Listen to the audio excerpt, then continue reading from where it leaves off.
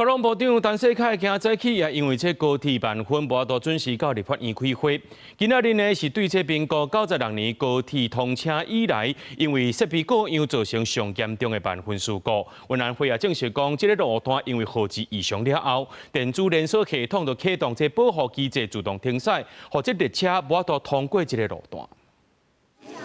過去暗正嚴肅，交通部長陳世凱透早為台中市高鐵上報，原本要參加立法院9點的會議，受高鐵信號異常影響，延遲超過1點鐘。高鐵的這個號誌的系統有狀況，那所以今天車班都有延誤。那我們交通部剛剛我在車上也馬上就是指揮了，我們現在請台鐵公司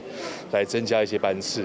交通部身體應變中心協調代替運具聯防，鐵路局也解釋調查。這是高鐵公司第辦理營運前準備作業時陣發現苗栗台中路段號誌信號異常，暗過發現原因，還要等收幫了後進行調查。雲南會也證實第一時間接到高鐵通報，因為初步了解這路段發現號誌信號異常了後，保護裝置啟動，列車無法度通過這區間。運安會這邊的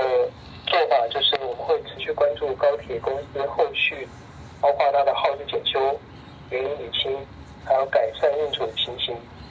那如果類似的事情有涉及到系統安全的疑慮，我們將進一步討論是不是立案調查。高鐵為96年興奮，發生影響旅客規模較大的延誤事件，大部分是天災甲外部入侵等外部因素。若是因為設備或者是裝置故障延誤，是98年6月12日台北站調查信號異常，另外就是在101年4月25日台中站號誌電子連鎖系統故障。25這事件因講是因為依然上嚴重。營運穩定期到現在感覺